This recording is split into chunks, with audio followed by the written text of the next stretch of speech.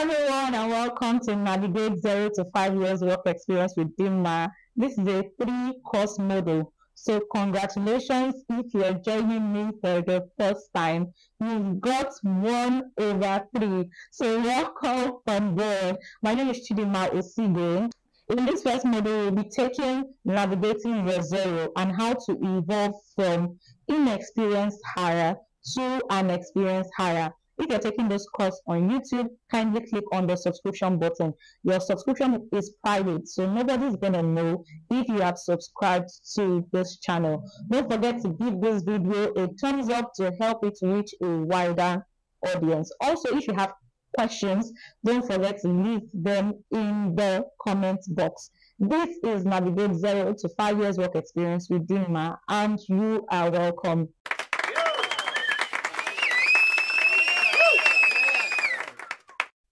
In this module, we'll be looking at working around your zero. Your zero, that's year where you have zero or no work experience. And the category of people in this bracket are OND graduates that are not returning immediately for their HND, or OND graduates that want to work for a longer period of time.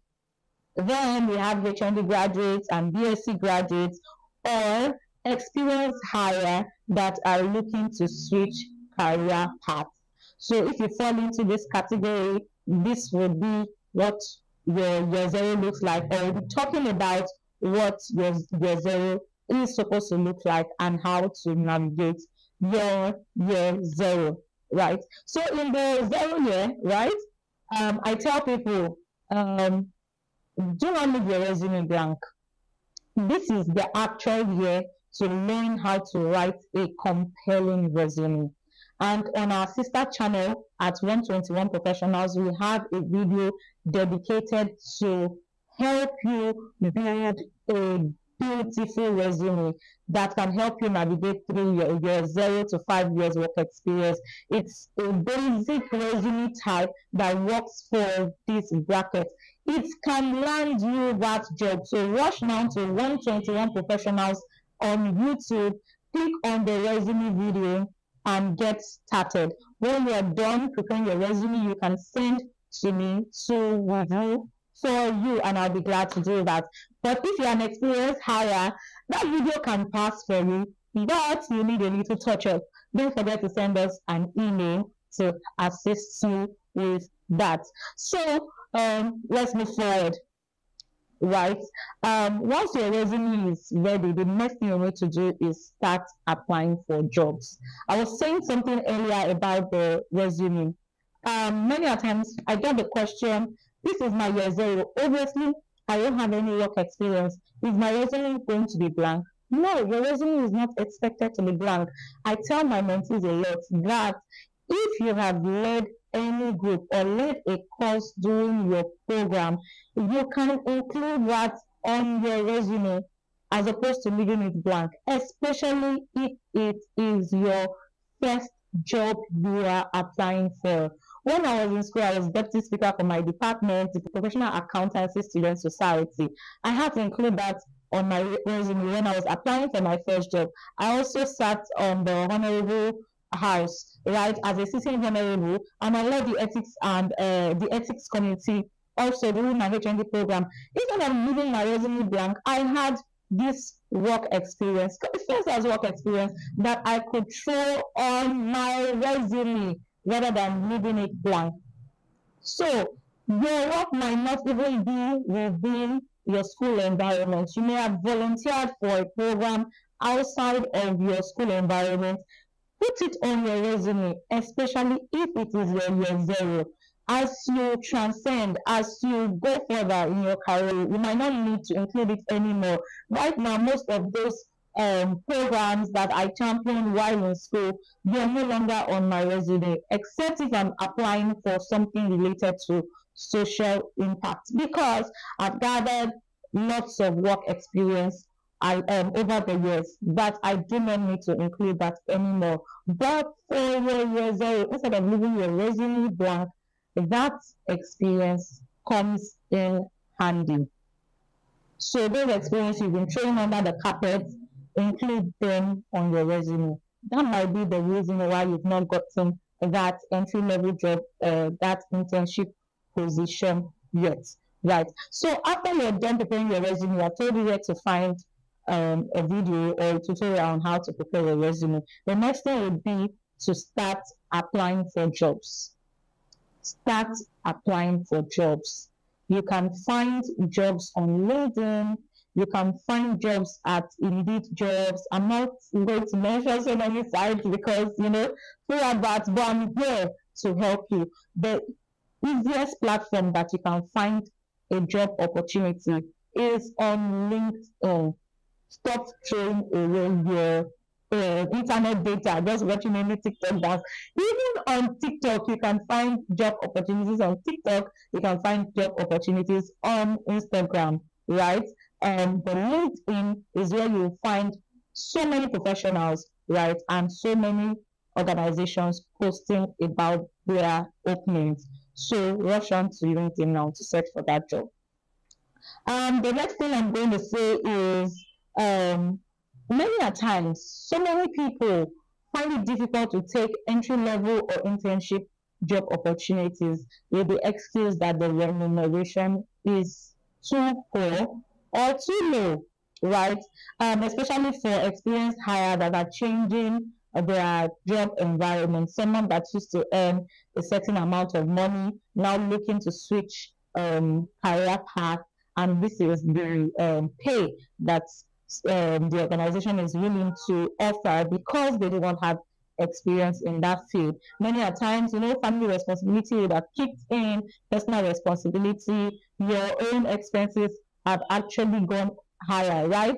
So many a times, people with experience higher, especially with experience higher, they do not take internship opportunities or entry level jobs when they see it. But this is what I have to say about that. The pay may be small, but once it's able to cover your transportation to the job and cost of getting the job done, you are the one that wants to move from inexperience to experience. Why not take the job and shorten the gap between your inexperienced state and your experienced state? I'll tell you a story. A friend of mine studied abroad.